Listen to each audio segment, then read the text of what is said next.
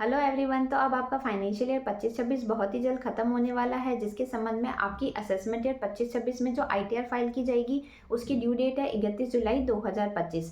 तो अब यदि आप अपनी फाइनेंशियल ईयर 24-25 की आईटीआर जो है वो न्यू टैक्स रिजीम में फाइल करते हैं, तो न्यू टैक्स रिजीम में आपके टैक्स स्लैब रेट में भी चेंजेस हो गए हैं और साथ ही आपकी एग्जेम्पशन और डिडक्शन की जो लिमिट है उसमें भी कई चेंजेस है, जो कि आपके बजट 2024 में अनाउंस किए गए हैं।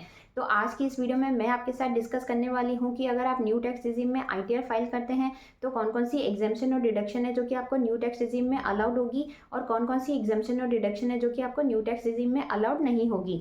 तो इसलिए आप अपनी टैक्स प्लानिंग भी उसके अकॉर्डिंग ही कर सकते हैं, क्योंकि 31 मार्च 2025 तक का आपके पास टाइम है। यदि आप अपनी आईटीआर ओल्ड टैक्स रिजीम में फाइल करना चाहते हैं तो आप 31 मार्च 2025 तक इन्वेस्टमेंट करके अपना टैक्स जो है वो सेव कर सकते हैं। तो वीडियो आपके लिए काफ़ी यूजफुल होने वाली है, इसलिए वीडियो को एंड तक जरूर देखें। Exemption and deduction in new tax regime. तो अब यहाँ आपके द्वारा फाइनेंशियल ईयर 24-25 की जो आईटीआर फाइल की जाएगी असेसमेंट ईयर 25-26 में, जिसकी ड्यू डेट है 31 जुलाई 2025। तो उस केस में यदि आप न्यू टैक्स रिजीम में अपनी आईटीआर फाइल करते हैं तो आपको कौन कौन सी डिडक्शन है जो कि अलाउड होगी। तो फर्स्ट है सैलरी एंड पेंशन। तो अब यदि मान लो आपको कोई सैलरी या पेंशन की इनकम रिसीव हो रही है तो उस केस में आप 75,000 रुपये की स्टैंडर्ड डिडक्शन सैलरी या पेंशन की इनकम में से ले सकते हैं। नेक्स्ट है फैमिली पेंशन। तो अब यदि मान लो आपको कोई फैमिली पेंशन भी रिसीव होती है तो उस केस में आपकी बजट 2024 में फैमिली पेंशन की जो लिमिट है वो 15,000 रुपये से इंक्रीज करके 25,000 रुपये कर दी है न्यू टैक्स रिजीम के केस में। तो अब यदि आप अपनी आईटीआर न्यू टैक्स रिजीम में फाइल करते हैं तो वहाँ पे आपको जितनी फैमिली पेंशन रिसीव हो रही है उसका 1/3 और 25,000 दोनों में से जो भी कम है उसकी डिडक्शन आप अपने रिटर्न में क्लेम कर सकते हैं। नेक्स्ट है रेंटल इनकम। अब मान लो यदि आपको फाइनेंशियल ईयर 24-25 में कोई रेंटल इनकम रिसीव हो रही है तो उस इनकम में से आप न्यू टैक्स रिजीम में 30% की फ्लैट डिडक्शन जो है वो ले सकते हैं। साथ ही यदि आपने मान लो रेंटेड प्रॉपर्टी के संबंध में कोई होम लोन ले रखा है तो उस केस में न्यू टैक्स रिजीम में आप इंटरेस्ट पोर्शन की 2 लाख रुपए तक की डिडक्शन अपने रिटर्न में ले सकते हैं। साथ ही आपको एक चीज़ ध्यान रखनी है कि यदि आपकी ये जो प्रॉपर्टी है वो सेल्फ ऑक्यूपाइड है और उसके संबंध में अगर आपने कोई होम लोन ले रखा है तो ना तो आपको इंटरेस्ट पोर्शन का और ना ही आपको प्रिंसिपल पोर्शन की डिडक्शन न्यू टैक्स रिजीम में अलाउड होगी। साथ ही एक चीज़ और ध्यान रखनी है कि यदि मान लो आपकी जो रेंटल इनकम है वो आपकी इंटरेस्ट की अमाउंट से कम है, यानी कि अगर आपकी इंटरेस्ट की अमाउंट जो है वो आपकी रेंटल इनकम से ज़्यादा हो जाती है तो उस केस में जितना एक्सेस इंटरेस्ट आपके द्वारा पे किया जाता है वो आपका लैप्स हो जाएगा। फॉर एग्जाम्पल मान लो कि यदि आपकी जो रेंटल इनकम है वो है 60,000 रुपये की, अब आपके द्वारा जो इंटरेस्ट पे किया जाता है वो है 70,000 रुपये का, तो यहाँ पे एक्सेस जो 10,000 रुपये का आपने इंटरेस्ट पे किया है वो आपका लैप्स हो जाएगा। यानी कि न्यू टैक्स रिजीम में आपके द्वारा जो एक्सेस 10,000 रुपये के इंटरेस्ट है उसको ना तो आप कैरी फॉरवर्ड कर सकते हैं और ना ही किसी दूसरी इनकम के साथ में आप इसको सेट ऑफ कर सकते हैं। लेकिन यदि आप ओल्ड टैक्स रिजीम में फाइल करते हैं तो वहाँ पर आप प्रिंसिपल की भी डिडक्शन ले सकते हैं और आप इंटरेस्ट जो है उसकी भी डिडक्शन ले सकते हैं। और साथ ही यदि हाउस प्रॉपर्टी का अगर कोई लॉस है तो उसको आप कैरी फॉरवर्ड भी कर सकते हैं और किसी दूसरी इनकम के साथ सेट ऑफ भी कर सकते हैं। नेक्स्ट है 80CCD two contribution by employer on NPS. तो अब यदि मान लो आपके एम्प्लॉयर जो है उसके द्वारा एनपीएस में कोई कंट्रीब्यूशन किया जाता है तो उस केस में यहाँ पे जो एम्प्लॉय है वो अपने सैलरी प्लस डीए का 14% डिडक्शन अपने रिटर्न में क्लेम कर सकता है। तो बजट 2024 से पहले जो ये लिमिट थी वो गवर्नमेंट सेक्टर के एम्प्लॉय के लिए 14% थी और जो प्राइवेट सेक्टर के एम्प्लॉय हैं उनके लिए 10% थी। तो अब यहाँ पे बजट 2024 में सभी के लिए ये रेट जो है वो 14% कर दी है। यानी कि अब गवर्नमेंट सेक्टर का एम्प्लॉय हो या प्राइवेट सेक्टर का एम्प्लॉय हो, दोनों तरह के एम्प्लॉय अपने रिटर्न में 14% की डिडक्शन जो है वो क्लेम कर सकते हैं। नेक्स्ट है 80CCH contribution to Agniveer corpus fund. अब किसी अग्निवीर के द्वारा अग्निवीर कॉर्पस फंड में अगर कोई कंट्रीब्यूशन किया जाता है तो उस केस में न्यू टैक्स रिजीम में 80CCH में भी उसकी डिडक्शन क्लेम की जा सकती है। नेक्स्ट है deduction not allowed in new tax regime. तो अब न्यू टैक्स रिजीम में कौन कौन सी डिडक्शन है जो कि आपको अलाउड नहीं होती है, तो उसमें फर्स्ट है सेक्शन 80C। अब मान लो यदि आपके द्वारा एम्प्लॉयर प्रोविडेंट फंड में, पब्लिक प्रोविडेंट फंड में, एनएससी में, एनपीएस में, यूलिप में, एफडी में, सुकन्या समृद्धि योजना में, इक्विटी लिंक्ड सेविंग स्कीम में, एलआईसी में, ट्यूशन फीस में, या फिर आपने कोई होम लोन ले रखा है और उसका अगर कोई प्रिंसिपल पेमेंट है जो कि आप करते हैं तो उस केस में आपको न्यू टैक्स रिजीम में 80C की कोई भी डिडक्शन अलाउड नहीं होगी। नेक्स्ट है 80CCD 1B self contribution to NPS by employ. अब यहाँ पे एम्प्लॉई है जो उसके द्वारा अगर मान लो अपना खुद का कोई कंट्रीब्यूशन किया जाता है एनपीएस में तो न्यू टैक्स रिजीम में इसकी भी कोई डिडक्शन अलाउड नहीं होती है।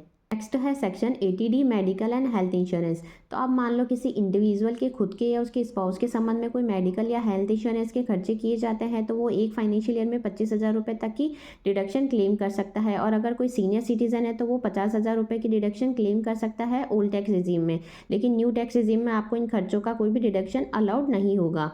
नेक्स्ट है section 80DD treatment of A dependent with disability. अब मान लो कोई पर्सन जो कि आपके ऊपर डिपेंडेंट है और उसके संबंध में आप कोई मेडिकल के खर्चे करते हैं तो वहाँ पे आप 75,000 रुपये तक के खर्चों की डिडक्शन क्लेम कर सकते हैं। लेकिन यदि ये डिसेबिलिटी 80% या उससे ज़्यादा है तो उस केस में आप 1,25,000 रुपये तक की डिडक्शन क्लेम कर सकते हैं। नेक्स्ट है section 80DD treatment of specified illness. तो अब सेक्शन 80DD में जो ये डिडक्शन प्रोवाइड की जाती है ये सिर्फ इंडिविजुअल या एचयूएफ जो है उसी के लिए ही अवेलेबल है। अब कोई इंडिविजुअल या एचयूएफ जिनकी एज 60 साल से कम है तो वो 40,000 रुपये तक की डिडक्शन ले सकता है अगर कोई स्पेसिफाइड इलनेस हो जाती है। और जो सुपर सीनियर सिटीज़न या सीनियर सिटीज़न है वो 1,00,000 रुपये तक की डिडक्शन 80DD में क्लेम कर सकते हैं। तो ये डिडक्शन जो है वो आपको न्यू टैक्स रिजीम में नहीं मिलेगी। नेक्स्ट है सेक्शन 80U सेल्फ डिसेबिलिटी। अब मान लो अगर कोई इंडिविजुअल है जिसको कोई डिसेबिलिटी हो जाती है तो ये डिसेबिलिटी एटलीस्ट 40% है तो उस केस में वो 75,000 रुपये तक की डिडक्शन क्लेम कर सकता है। और अगर कोई सीवियर डिसेबिलिटी हो जाती है यानी कि जो उसकी डिसेबिलिटी है वो 80% या उससे ज़्यादा है तो उस केस में जो इंडिविजुअल है वो 1,25,000 रुपये तक की डिडक्शन क्लेम कर सकता है। तो ये डिडक्शन आपको न्यू टैक्स रिजीम में अवेलेबल नहीं है। नेक्स्ट है section 24B interest on home loan.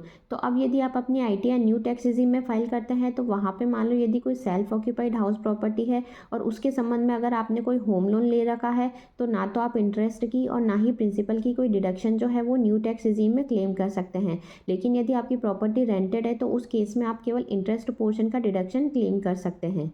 Next है section 80GG deduction on rent paid. तो अब क्या होता है कि कई सारी कंपनी होती है जो कि अपने एम्प्लॉय जो है उनको HRA प्रोवाइड करती है।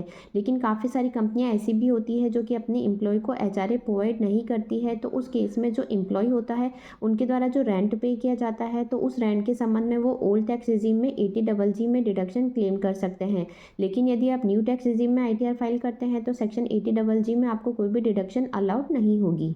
नेक्स्ट है सेक्शन 80E एजुकेशन लोन। अब मान लो यदि आपके द्वारा अपने बच्चों की हायर एजुकेशन के लिए कोई एजुकेशन लोन लिया जाता है तो उस केस में आपके द्वारा जो EMI का पेमेंट किया जाता है तो उस केस में आप क्या कर सकते हैं कि इंटरेस्ट पोर्शन का डिडक्शन अपने रिटर्न में क्लेम कर सकते हैं। और इसकी कोई भी लिमिट नहीं है यानी कि जितना भी इंटरेस्ट पोर्शन है आपका एजुकेशन लोन के संबंध में उसकी पूरी की पूरी डिडक्शन जो है वो आपको मिल जाती है। लेकिन न्यू टैक्स रिजीम में आपको एजुकेशन लोन के संबंध में कोई भी डिडक्शन अलाउड नहीं होगी। नेक्स्ट है section 80G donation to charitable institution. तो अब मान लो यदि आपके द्वारा कोई भी डोनेशन दिया जाता है किसी भी इंस्टीट्यूट को, किसी भी NGO को, किसी भी सोसाइटी को, तो उस केस में आपको 100% या 50% की जो डिडक्शन अलाउड होती है ओल्ड टैक्स रिजीम में वो डिडक्शन आपको न्यू टैक्स रिजीम में अलाउड नहीं होगी। नेक्स्ट है section 80TTA interest from saving bank. तो अब मान लो जो अदर देन सीनियर सिटीजन है उनको अगर सेविंग बैंक से कोई इंटरेस्ट मिलता है तो वो 10,000 रुपये तक की डिडक्शन ओल्ड टैक्स रिजीम में क्लेम कर सकते हैं। लेकिन आपको न्यू टैक्स रिजीम में ये डिडक्शन अलाउड नहीं होगी। नेक्स्ट है section 80TTB interest from saving account.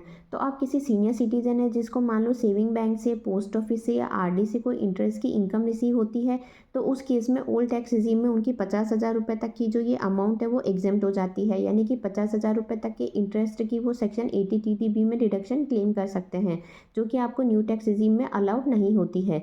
तो अब यहाँ पे जो ओल्ड टैक्स रिजीम में डिडक्शन प्रोवाइड की जाती है इसके संबंध में ऑलरेडी मैंने एक सेपरेट वीडियो है जो कि डिटेल में बना के अपने चैनल पे अपलोड कर रखी है। लिंक डिस्क्रिप्शन बॉक्स में दे रखा है, आप वहाँ जाके इसको डिटेल में देख सकते हैं। नेक्स्ट है एग्जम्पशन अलाउड। तो अब आपको न्यू टैक्स रिजीम में कौन कौन से ऐसे एग्जम्पशन है जो कि प्रोवाइड किए जाते हैं तो उनमें है convince allowance, daily allowance, transport allowance for disabled employees, perquisites for official duties, retirement benefit जैसे कि आपको ग्रेजुटी प्रोवाइड की जाती है या जो लीव इंगेजमेंट प्रोवाइड किया जाता है। तो ये गवर्नमेंट एम्प्लॉय के केस में तो टोटली एग्जम्प्ट होते हैं और जो प्राइवेट सेक्टर के एम्प्लॉय होते हैं उनके केस में इसकी जो कैलकुलेशन है वो फॉर्मूला बेसिस पे की जाती है कि कितना पोर्शन आपका एग्जम्प्ट होगा और कितना पोर्शन आपका टैक्सेबल होगा। ये एग्जम्पशन है जो कि आपको न्यू टैक्स रिजीम में प्रोवाइड की जाती है। नेक्स्ट है एग्जम्पशन नॉट अलाउड। तो कौन कौन सी ऐसी एग्जम्पशन है जो कि आपको न्यू टैक्स रिजीम में अलाउड नहीं की जाती है तो उसमें है house rent allowance, leave travel allowance, food and meal allowance, professional tax, entertainment allowance. तो ये सारे अलाउंसेस के आपको न्यू टैक्स रिजीम में कोई भी एग्जम्पशन प्रोवाइड नहीं की जाती है। नेक्स्ट है change in tax rate in budget 2024। तो बजट 2024 में भी गवर्नमेंट के द्वारा टैक्स रेट में कई सारे चेंजेस है जो कि अनाउंस किए गए थे। जैसे कि अगर मान लो शेयर मार्केट से अगर आपको कोई शॉर्ट टर्म कैपिटल गेन हो रहा है तो उस केस में आपको 15% की जगह 20% से टैक्स का पेमेंट करना है। यदि लॉन्ग टर्म कैपिटल गेन है तो उस केस में आपको अब 12.5% से टैक्स का पेमेंट करना है। साथ ही आपका जो लॉन्ग टर्म कैपिटल गेन है उसके संबंध में जो एग्जेम्पशन लिमिट है वो भी गवर्नमेंट ने बजट 2024 में 1 लाख रुपए से इंक्रीज करके 1,25,000 रुपये कर दी है। अब यदि आप अपनी फाइनेंशियल ईयर 24-25 की जब ITR फाइल करेंगे तो आपको ये जो न्यू टैक्स रेट है उसके अकॉर्डिंग ही टैक्स की कैलकुलेशन करनी है। नेक्स्ट है रिबेट 87A। तो अब यदि आप अपनी फाइनेंशियल ईयर 24-25 यानी कि असेसमेंट ईयर 25-26 की जो ITR है वो ओल्ड टैक्स रिजीम में फाइल करते हैं तो वहाँ पे आपकी 5 लाख रुपए तक की इनकम जो है वो एग्जेम्प्ट है। यानी कि आपको 5 लाख रुपए तक की जो इनकम है उस पर 12,500 रुपये की रिबेट का बेनिफिट मिल जाता है। लेकिन यदि आप अपनी ITR न्यू टैक्स रिजीम में फाइल करते हैं तो वहाँ पर जो आपकी इनकम है वो 7 लाख रुपये तक एग्जेम्प्ट है। यानी कि 7 लाख रुपये तक की इनकम के केस में आप 20,000 रुपये की रिबेट का बेनिफिट ले सकते हैं। अब एक चीज़ आपको ध्यान रखनी है कि यदि आप ओल्ड टैक्स रिजीम में अपनी ITR फाइल करते हैं तो वहाँ पे आपको स्पेशल कैटेगरी की जो इनकम है जैसे कि आपको शॉर्ट टर्म कैपिटल गेन है तो वहाँ पे रिबेट का बेनिफिट आपको अलाउड हो जाता है। लेकिन अब स्पेशल कैटेगरी की जो इनकम है उस पर आपको न्यू टैक्स रिजीम में बेनिफिट मिलेगा या नहीं मिलेगा ये अभी सस्पेंस है। यानी कि इसके संबंध में डिपार्टमेंट की तरफ से जब तक क्लैरिफिकेशन ना आ जाए कि स्पेशल कैटेगरी की इनकम पे आपको रिबेट का बेनिफिट मिलेगा या नहीं मिलेगा तब तक कुछ कहा नहीं जा सकता है। तो अब आपके फाइनेंशियल ईयर 24-25 के लिए कौन सी टैक्स रिजीम है जो कि बेनिफिशियल होने वाली है, यानी कि न्यू टैक्स रिजीम आपके लिए ज़्यादा बेनिफिशियल होने वाली है या ओल्ड टैक्स रिजीम ज़्यादा बेनिफिशियल होने वाली है। इन दोनों का आपको कंपैरिजन करके देखना होगा, क्योंकि यदि आपने मान लो फाइनेंशियल ईयर 24-25 में ज़्यादा इन्वेस्टमेंट कर रखे हैं तो उस केस में आपको ओल्ड टैक्स रिजीम में कई सारी एग्जेम्पशन और डिडक्शन मिल सकती है, तो उससे आप अपना टैक्स जो है वो सेव कर सकते हैं। लेकिन यदि आपने फाइनेंशियल ईयर 24-25 में बहुत ही कम इन्वेस्टमेंट किए हैं तो उस केस में आपके लिए न्यू टैक्स रिजीम जो है वो ज़्यादा बेनिफिशियल रहेगी। तो इसके लिए आप क्या कर सकते हैं कि गूगल पे कई सारे टैक्स कैलकुलेटर अवेलेबल है, तो उसमें आप अपनी नेट टैक्सेबल इनकम डाल के टैक्स की कैलकुलेशन कर सकते हैं और जिस रिजीम में आपका टैक्स कम बन रहा है तो उस रिजीम में आप अपनी फाइनेंशियल ईयर 24-25 की ITR फाइल कर सकते हैं। तो आई होप आज की जो ये वीडियो है वो आपके लिए यूजफुल रही होगी। वीडियो से अगर किसी तरह की हेल्प मिली है तो चैनल को लाइक शेयर एंड सब्सक्राइब करना ना भूलें। Thanks for watching.